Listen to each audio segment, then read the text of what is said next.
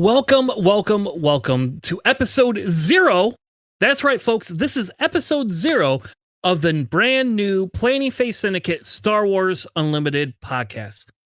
That's right, folks. Tonight, this syndicate has decided to descend on everybody so that hopefully you can learn and talk to us a little bit about Star Wars Unlimited.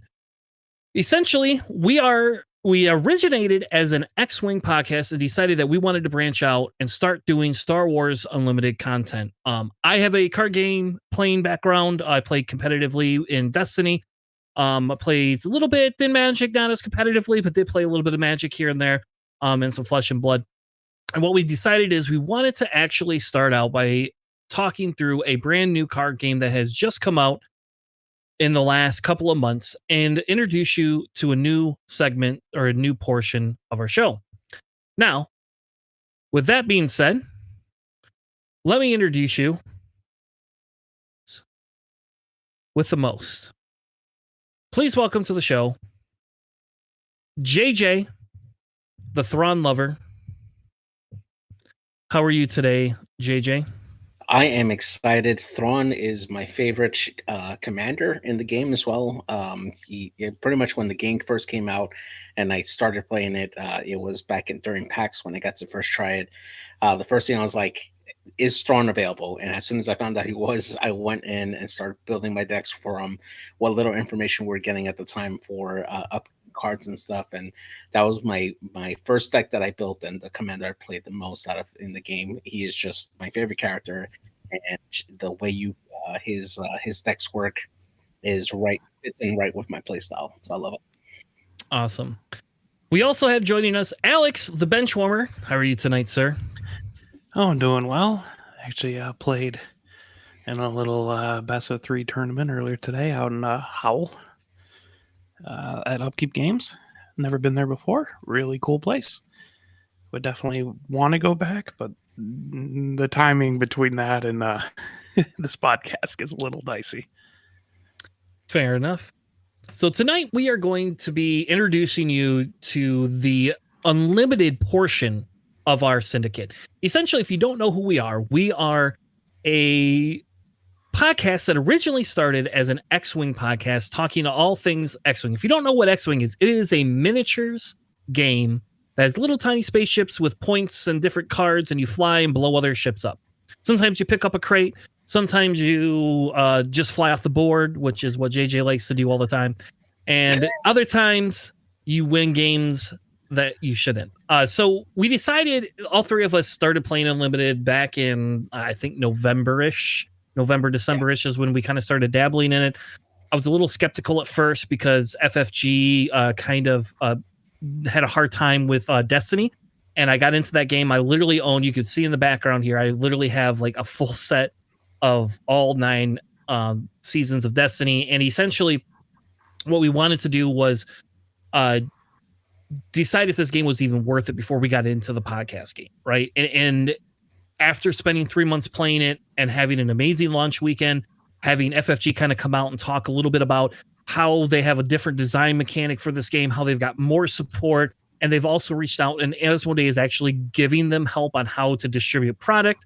Even though there's some product shortages right now, that's a different discussion that we'll have.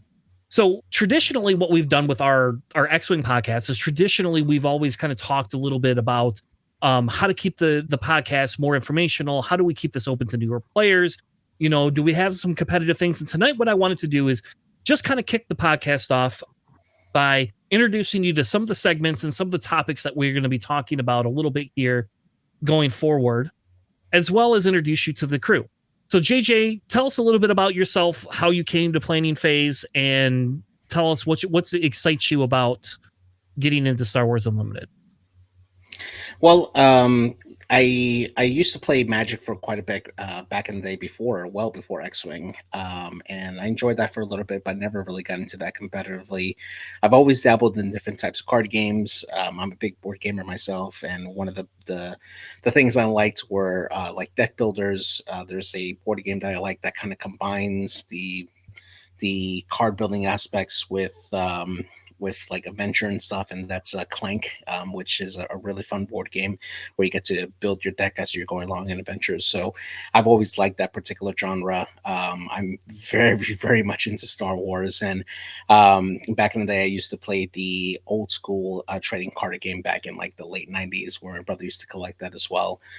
And then when I first read about this, I was actually in the process of also reading into Lorcana, which is the Disney deck builder that came out before this came out, and I actually do play that quite a bit as well. And when I started reading up on how Star Wars Unlimited works, it definitely piqued my interest. And it wasn't really until they started showing the different commanders and how the builds come out that really just piqued my interest for the deck building aspect of it and all the different things that you can build up for it. And that's what really grabbed my attention from the game. Since then, I played quite a lot of games of Unlimited, and I gotta say, it's nothing like I've ever played. No other deck builder comes close to the style that this game has. So Awesome. Alex, tell us a little bit about yourself, why you got into the game, and what you're excited about. So, unlike you guys, I don't have a card game history at all. Not terribly appealing to me. I mean, I guess I played like the Game Boy version of the Pokemon trading card game when that came out in like 96 or whatever. And I played like Keyforge semi-competitively, and that was pretty fun. But it's a card game, yes, but not. It's not like you're building decks, right? Like you just buy a random deck, and that's what you have to get. So I was not interested in this game at all until everyone in X-Wing is just like, we're playing this game. And they might kill off X-Wing, they might not. I don't know, X-Wing's definitely slowed, so I picked this up. And I played it, and I'm like, this game's a lot better than it has any right to be. Damn it. I'm gonna have to get into this. And then luckily there's like a fairly substantial scene right in Southeast Michigan where I'm at right now. So that helps. I'm, I run events every Monday. I go to another store pretty religiously every Tuesday, and then occasionally Fridays, Sundays I'm out at other stores playing events. Did a lot of four pre-release events, so I've been playing a lot. It's very fun. Well, awesome. So I'm Chris, and if you didn't know me from the other podcasts, I'm one of the originators for the Planning Phase Syndicate X-Wing podcast that we have. We've currently decided to keep the name for our SWU podcast. I will be changing our logo up a little bit to add in some of the icons and different things to kind of distinguish us a little between the two different podcasts. I've been podcasting for almost 10 years on and off, debating on some of the stuff was not board game related beforehand. So don't Google my name or look it up because it had nothing to do with board games. So just stay out of that unless you care to really dig into me. But I grew up playing cards my whole life. That was just something we did a lot. When we used to go to church and play euchre, that was like the thing in Michigan and Ohio to play. And we always made it like a competitive thing. So it just is what it is. But anyway, a long story short is I got into Destiny a year and a half before they ended Destiny. Super collected it, insanely hardcore, played it all the time, started attending competitive events, and that turned out to be like what I enjoyed was that competitive deck building piece that Destiny had. When they canceled Destiny, I moved into X-Wing in an effort to find a similar style game that allowed for unique building of squads and playing things that did not require me to paint miniatures, because I would not get into Legion because I just can't do the painting, and I can't afford to pay somebody to paint my miniatures for me. I just can't do it. So long story short is I got into Unlimited hesitantly. JJ dragged me in there. I won my first ever game against JJ, ironically enough, and he was like, damn it, I don't know how you won that. But I won my first game until then. So it was a little bit of an ego boost. I think he probably let me win just so that he could drag me into it with him. And then I kind of fell in love with the game, and I've been playing it online since, like I said, roughly December, and then aggressively in person since then. So like I went to 3 pre-release events. I ran 1 pre-release event. I run my local organized play for the store that I attend, and I usually attend 1 to 2 other stores a week right now currently, which some of that will probably slow a little bit as I've gotten most of my weekly play cards that I need. And I'll probably just focus on the stores in my area to help support the community. So it's a little bit about us. Like I said, our podcast is going to be designed to kind of talk in different avenues, right? So we are going to have a video portion as well as a audio portion. So if you are listening to this on audio, we do have a video portion. We would love for you to check out our YouTube. I've currently just finished separating the YouTube to have lower amount of playlists so that you have less to choose from. We do have an X-Wing podcast that we've been doing for over 2 years. You're welcome to go check any of those episodes out. They are definitely awesome. These 2 guys have been casting with me for over a year now.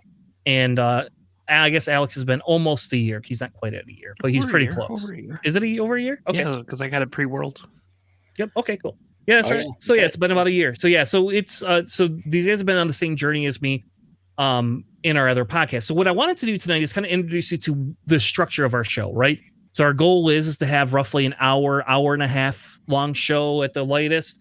And what we're going to do is we're going to kind of pick topics every week. And so like our X-Wing podcast was always very topic focused. We always tried to do something where we did a little bit of instruction. We tried to do some training. We talk about competitive stuff. And this event, since there's no competitive, like real competitive tournaments, we won't 100% probably start covering those. But I have a whole bunch of different topic segments that we talk about that we're going to get into. So the first one is called Padawan's Pilgrimage. And I picked these names, and I don't care. And JJ and Alex will probably shoot me later because nobody got input into this before I posted this. They had opportunity to read. They just didn't read the document earlier today. So much alliteration. But anyway, the idea behind it is we wanted to have different segments to kind of break up our topics. And we do that because, you know, each one of us brings a different strength to the show. Alex has a very big knack for deck building. He loves that piece of it. He's very if we want something weird or that works competitively, we go to Alex. So in X-Wing, that was kind of the same way. Alex had some very janky scum that won for a whole year, was really hard to kill. And that's until he told everybody how to beat it. So Alex is kind of our competitive style guru and our deck building guru, right? JJ comes to us with a lot of like experience outside of here.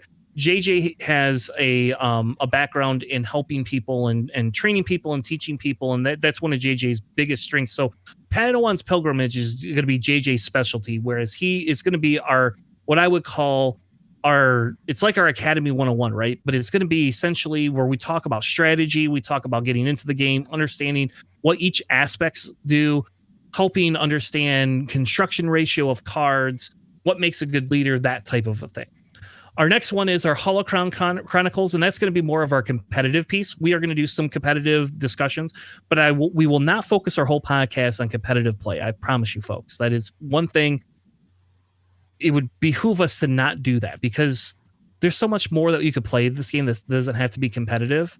We don't all have to be tryhards 24/7. And I can tell you, Alex, I have a deck list that's really a fun one that probably is not very competitive that you'll see a little bit later. But essentially, our Holocron is going to be talking a little bit about how each of the different pillars, we're going to go into like extreme detail where we can do what's an underwhelming combo. For example, I'm trying to think, the Han Millennial Falcon. I never knew this until last week, but I found out with Han's ability allows you to add the resource, and then you have to burn your one resource when you ready your cards. Well, the way it works is you can use the resource to keep Millennium Falcon on the table and then burn the one you just use for him. So it's like a free resource to keep Millennium Falcon on the table 24/7. It's crazy. I did not know that existed or that was even a thing. But Alex finds a lot of those cool little combos, and he'll help us talk through some of that as well. We will have what I'm going to call the Art of War. This one is specifically dedicated to Thrawn, not the other guy, because Thrawn is the best character in the game that you can play, but not the one that will get you the most results. But that's going to be our meta discussion as well as our tournament results discussion once we get into it. We'll do a little bit of deck analysis. We are not going to be the guy that does a million deck tech videos. That's just not us. I don't have the time, nor do we probably need a million deck tech videos, right? Like everybody can do those. So we're going to be talking more about the results. The Galactic Gazette is going to be our discussion points for any news spoilers that come out. Hopefully within the next month, we'll be able to get on FFG's radar. They'll start sending us some spoilers. That's kind of one of our missions that we're going to hopefully get is some new spoil cards. And then the last one I'm going to call Droid's Diaries. And I know you're all going to laugh, but that is essentially, that's our lighthearted segments, right? We're going to be talking about what is off meta decks, what are local decks. You guys see, even, I'll tell you what, you can even come up with crazy user submitted decks that you want us to review, or you can come up with challenges that you want us to do to build a deck. So one of the challenges I was told by my brother was, how do you build a Hera deck that might be good? So we're going to look at one of those tonight, and then Alex is going to tear it apart and say, well, this is why it won't be good. But that's the type of thing that you'll be able to submit kind of to us for that. So guys, any thoughts, discussion points, anything you wanted to add that I might have missed? So much alliteration. But no, I'm excited to talk about this game.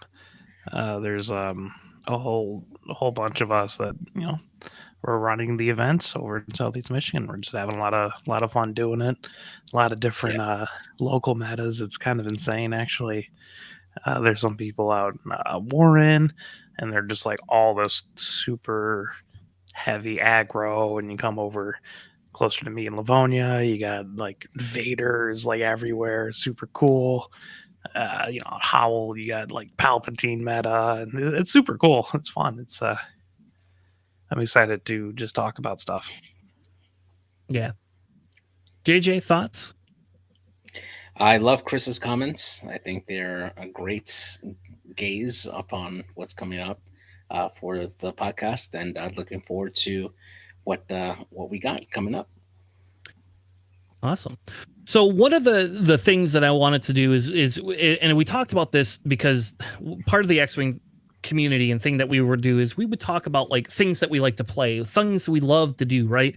And so one of the segments for our Droid Diary segment, which I don't know, maybe I'm not sold on that word, but I like it. I like thinking of R2D2 writing in a book and then C-3PO coming behind him arguing about why R2 shouldn't write that and how many languages he should write it in. But one of the things is what decks are you currently playing? What decks do you find fun? So this is a deck, and this was a challenge that I got. My brother and I were talking a lot, and he really likes Hera. Hera is one of his favorite leaders. It's amazing from the show, right? Like, I mean, we just literally got to see Hera in person in a live action show. And I don't know, like, so there's a lot of love for Hera and for the Rebels. So I put together a deck that has literally every Spectre card I could find, like every single one of them.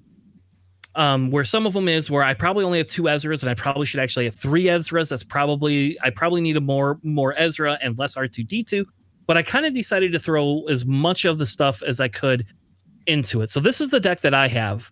And I actually originally my first iteration of this did not have Rebel Assault in it, and I did not realize that a lot of the Spectre units have Rebel on them. I don't know if you guys knew that or not, but they did. So Rebel Assault actually works. I never knew that. Like, I only play Rebel Assault with Leia mainly, or sometimes with Sabine if I'm running green Sabine. But I did not know how well it worked out with Spectre. So I don't know, guys. We've never done one of these before. How do we want to start? Do we want to run down the card list like we would in X-Wing? Do we want to just kind of let people look at it? What do we want to do? Let's run down the card list just for people who may not be familiar with the cards. All right. So we have for the audio listeners too, you know. All right. Yeah, you're right. You're right. Yeah, I always forget about the audio listeners. So Rebel Assault. That is the card. I have 3 Rebel Assaults, 3 chop. Do I need to tell them what the cards are too? Are we going to go over? Okay. So I have 3 choppers. I have 3 shoot firsts, 3 R2D2s, 3 Sabines, 3 Carabas, 3 Spark of the Rebellions, 3 Asteroid Sanctuaries, 3 resupplies, which I can already hear Alex groaning in his headset. I only have 2 Ezras because I needed a few that I needed just 2 of, and you could hear me out. We could change the Ezra for like a change of heart. Have 3 Ezras if we really wanted, so we could kind of play around with that. I find Ezra personally is less effective with some of these than the other ones are. But anyway, then I have 3 Falcons, which is definitely not a rebel ship, but 3. I do have 3 Falcons in there, 3 Layways, 3 Wing Leaders, 3 Canons, 2 Home Ones, 2 Zebs, 3 Ghosts, 1 Change of Heart to be spicy, and 1 Home One to be spicy.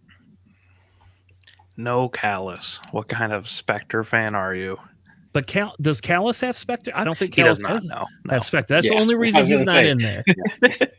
But he's green. He's neutral green. You could use him. You could use him. I do agree with you. I like Callus, and actually, I like Callus better than I like some of the other cards for 5 in here. But the problem I have, Zeb specifically, the biggest problem I have with Callus though is that he's not the Spectre piece, and so to go with the theme of the deck, it was harder to throw. I didn't know what to cut to throw him in there, right? Maybe I guess you could throw you could cut one of the ghosts, I guess, down and throw a Zeb in there. I don't know. Like I don't know. It's really hard for me to want to throw Callus in there, personally. Yeah, that's definitely a Hera deck. Do you want me to like just critique it a little bit? Sure.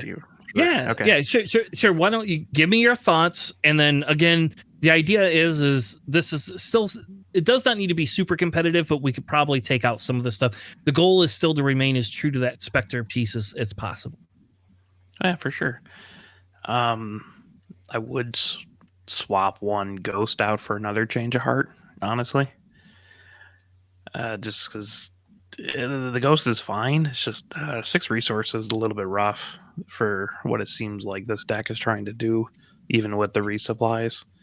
And the resupplies are kind of weird because it's not like trying to ramp into something super high. The Carabast probably you can get away with that too, just because you don't have a lot of super high health units in here.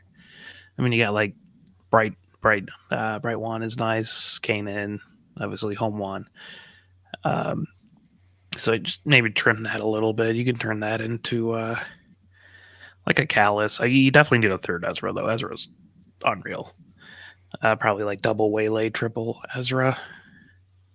Probably don't need 3 shoot firsts. just like small random tweaks.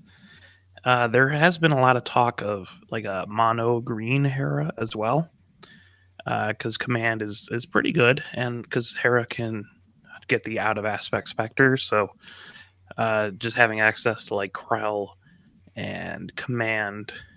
Attack pattern Delta not so much, but command is very good, and you can also resource it if you're trying to ramp, kind of like resupply. Fair enough. I would lose a little bit. I think because you lose the Falcon, and the issue I found is that they didn't have a lot of. I mean, I guess you could just go all green ships. Is that what you would do? Because if you're going to change it to go double green, you're going to have to dump the Falcon immediately. Yeah, right? You need the Star Vipers. Yeah. And I guess it's probably not as imperative because what's a Falcon in the long run? Like I mean, Falcon's great. Don't get me wrong. Oh. And you're probably right. I found that resupply is less of a favorite of mine than I thought it would be. Like I've really liked resupply. I hated it at first, then I liked it, and now I'm kind of back on the same page. I agree with you on the Waylay. Like I hate Waylay as a card. I just don't like it personally. But it's in this deck. There's the minimal removal aspect that was one thing I need it for that turn 3 or turn 4 if they play something insanely crazy. Like, and I have done this triple shoot first and triple asteroid sanctuary and triple sparkler rebellion. Like you should probably get away with double Waylay, especially if you have like a second change of art. Fair enough. Yeah, and I do like Change of Heart quite a bit. I will not go away from 3 Spark of the Rebellions, just as an FY. Like, that card is my actual that's one of my favorite cards in Rebels. So, I love that card. JJ, you got any To thoughts on? my Sorry. thoughts was, and I got to check his aspect again, but maybe General Dodonna to help boost him in exchange for some of the resupply they have on there. Yeah, Dodon is not a bad call. I mean, it's a 4/4 for 4 and just Yeah. get basically everything but like your Falcons +1/+1. Yeah, exactly. And for me, like, I do like that you have the three ghosts in there mainly because I'm a firm believer of having a solid space force to help out on that end. Even if your opponent is not going very space heavy, just having that threat on the other side forces your opponent to kind of go and adjust there, and that kind of relieves the pressure on your ground units and your Spectre units there. So I do like having a solid space unit there, but not at the expense at the overall flow of your deck. So I would probably would sacrifice the Falcon over the Ghost, even though the Falcon is definitely better. But yeah, definitely the Donna is my thought to add in there, just to buff up your ground units a bit more. Would you just put 2 Dodanas in there then? I would, yeah. No Callus, but my theme. I I mean, also know. Callus is just a solid card. Yeah. Callus is better than Zeb in all aspects, but it's really hard. Like, I don't know, Zeb should just have ambush on him, but it would probably be too good in Red Sabine decks to Should also probably toss in like some echo-based defenders or so because you don't have Yeah. any Sentinel other than Bright Yeah. Hope, which is the wrong Sentinel for this. Yeah. So that would help protect cards that need to stick around, like Ezra and Zeb. Yeah. And a lot of the all right, and you're right. And the Bright Hope, I think for the 2 for 4, I think the 4 points is still decent and it gives me that Sentinel option, but the biggest thing is that when played piece, that's what I like about it. And I've done this before and I've been able to pick up like a chopper. So I've already activated with a chopper or an R2D2, and then I've used that to pick them up and then be able to play them again if I have 5 resources and I don't have anything else to play. Then I get the double the win plate effect, and then I get the on attack effect, right? So I don't know. That's my take on it. I've played this. I've won 2 out of the 4 games that I've played with this. So I mean, It's respectable. It's not horrible. Yeah. Horrible deck. But you're right. The Sentinel is probably the bigger call. Yeah. So, all right. Anything else about this deck before we move on to Alex's for fun deck of the week? For fun deck of the week. No, let's take a look at that deck. Silly deck. So this is a green Han deck I brewed up this morning. And then went to a tournament, best of 3. I believe I 2-0'd the first round, 2-1 the second, then 1-2'd. Unfortunately, the last round to come in second. I think some of the mistakes were just literally making this deck now and not realizing which cards were a little bit more important than the others. So this deck has triple Greedo, triple Battlefield Marine, such an incredible card, 3/3 for 2. You got triple Patrolling V-Wing, triple Leia, double Alliance X-Wing, triple Echo-based Defender, triple Homestead Militia, because there's not enough Sentinel, triple Resupply, triple Ezra, triple Falcon, double Waylay, double You're My Only Hope, because I only own 2 somehow, triple Bright Hope, triple Chewbacca, which was actually super clutch, triple Rogue Squadron Skirmisher. No one really plays that card, but man, it's really good in this deck.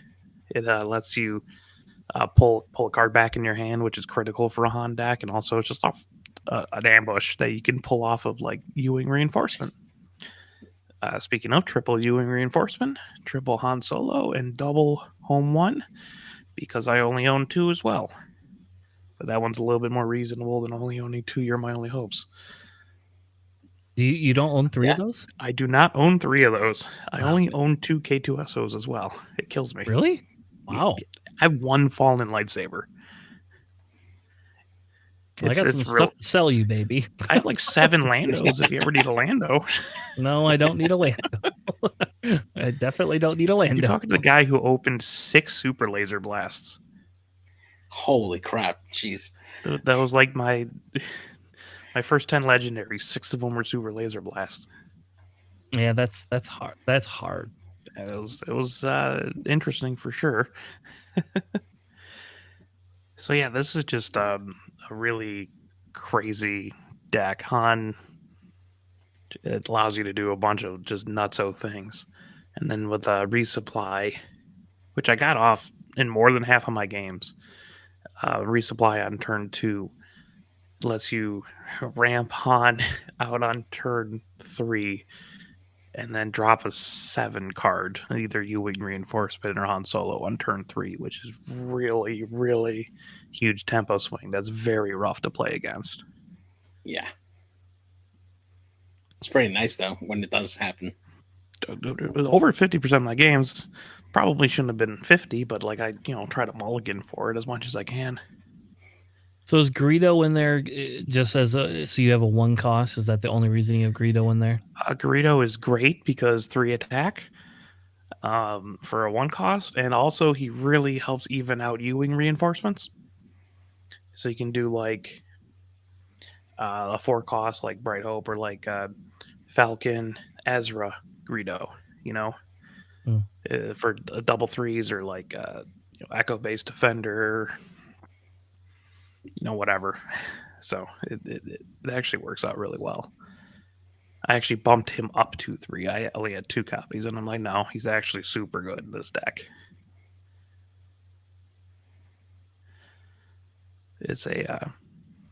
It's really tricky to pilot, but it's very fun. It just locks everything down behind like walls of sentinels. That's pretty good. And turn 3 or 4 Han Solo unit, just whatever they put down, you immediately kill because they're not going to have more than 6 health. Even if they bring out like a Krennic or a Boba or something on their 5 resources, you swing once and then you just drop the Han and they're dead. It's super silly. So ideally, when you're starting off your initial hand, what are the cards that you're thinking that need to be in your hand in order for you to have a good game? The best opening is Leia and Greedo because you could drop Leia, ready a resource, and then drop Greedo. But you try to have resupply in your hand, and then also a 7 cost, because if you don't have a 7 cost, resupply is basically useless. So just trying to, I've resourced. Actually, it's tricky resourcing too, actually, because with the Rogue Squadron skirmishers and home ones, you pull stuff out of your discard pile. So what you play into resources actually matters. There's a lot of times where Sense. I'll play like home 1 and then pull out. Actually, I play home 1 at 9 resources, and then pull out a Bright Hope, and then locks space down from having someone else like Fire Spray or something running into home 1. It's really, really interesting what kind of different pairings you get. So I tend to resource more events than I do units, unless I know that I've got other units that pull them out of the discard. Then I just start resourcing the other ones. Like, I can't tell you how many times I've actually played that X-Wing. Probably once. Wow. But you can pull it out with home 1 for free if you got nothing. Or your skirmisher, which is why I actually have a fair amount of 2 cost.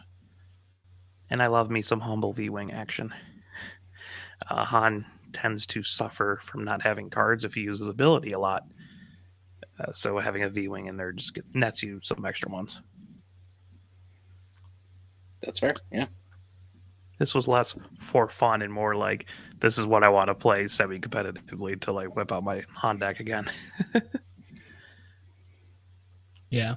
And I like this. This has a lot of variability to it. I will say it's probably like, I don't know. I feel Han is an underrated leader right now, but I also feel that Han is going to get better cards in the next two sets, and I think that that's going to make the difference. Yeah. Personally, I mean, I would tell you I would like to run my Han showcase. Like that would be really cool to be able to do. And I have not put Han on the table other than I did build a Twin Suns deck that had Han in it, but then somebody didn't have a deck when they showed up, so I gave them my Han Twin Suns deck and let them play with it. So I didn't even get to play Han even then. So Yeah, I this is the first time I'm like messing around with Han. It is so fun. yeah, I love these wild decks like this.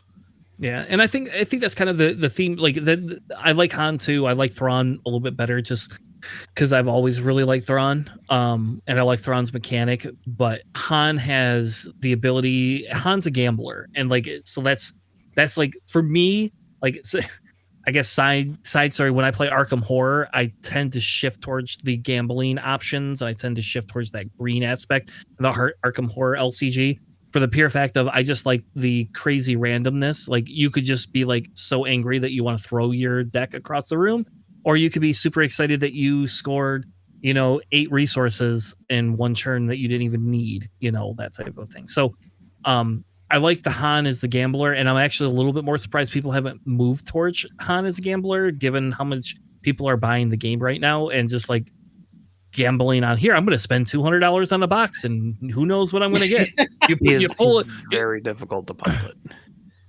Yeah, and I would agree with that because my nephew I built one for a deck for my nephew, like a Han red deck, and it just he couldn't. The resource tempo and when do you resource the extra one is just so. There's so much more thought that goes into it than like any of the other decks. I don't know. It's still a fun deck. It's not intuitive to put it that way. Yeah, it's not. Well, we're coming up close to the end of the show. I don't want to spend a lot of time. This is our 0-hour show. We will have a new episode next week for any of you who are listening. I don't currently right now we're keeping our channel together, so we're going to have our X-Wing and our SWU podcast all on one distribution network because it seemed easier that way. We might separate them in the future, but as we kind of wrap up, guys, like what's kind of your last few thoughts? Like, why should people listen to our show over other show? JJ, what do you think? Well, for us, we carry the philosophy of what we bring in our other podcasts, in our X-Wing podcast, is that we want to cater more towards the newer players or the people who are thinking about starting the game. We want to, introduce you into the basics of the game, to the fun parts of the game, not necessarily the most competitive parts of the game, mainly so that way you can, try out the game on your own, try to get a good understanding of how to play the game, and go from there. If you decide you want to go more competitive, you can definitely go that way and explore that route. But ultimately, if you're not having fun with the game, then what's the point? So we want to appeal to those players to come and try out the game, have some fun, and that's what we're here for. Alex, what about you? Yeah, I think you just get a nice mix of like these things are pretty good competitive, but also like an insight into more of like the jankier, more fun, more budget friendly kind of things like that. And if anyone's like has played me in Southeast Michigan, like they know just how wacky some of my stuff can get. So it's nice to just be able to share that with people who I don't immediately play. Awesome. Well, thanks guys so much for joining me tonight, and thank you all as listeners for joining us as well. We like I said, we have tons of content planned. Like I had thought about doing what we did with X-Wing and just like recording 5 episodes and releasing them all at once, but I mean the guys and I get together every week, and it just seems silly to record a bunch of episodes to put out when I could just do them live. So I don't. If you're newer to the show and you want to follow our X-Wing podcast, it's the same thing. What we would ask is, if you go over to Twitch, we air every night at 10 p.m. Eastern time for our SWU podcast. So our SWU podcast will air directly after our X-Wing podcast. We are in the 10 p.m. Eastern slot. We know that's probably a little late for most people, but hey, come join us. Have a cocktail or a mocktail, whatever floats your boat. No coffee, because unless you're going to stay up all night. But have a little bit of something. Come join us. We're gonna have. We plan on having an amazing time, and we really want you to be a part of our community. So, with that being said, thank you all. Have a good night, and we'll see you on the flippity flop. Have a good night, everybody. Thanks for listening.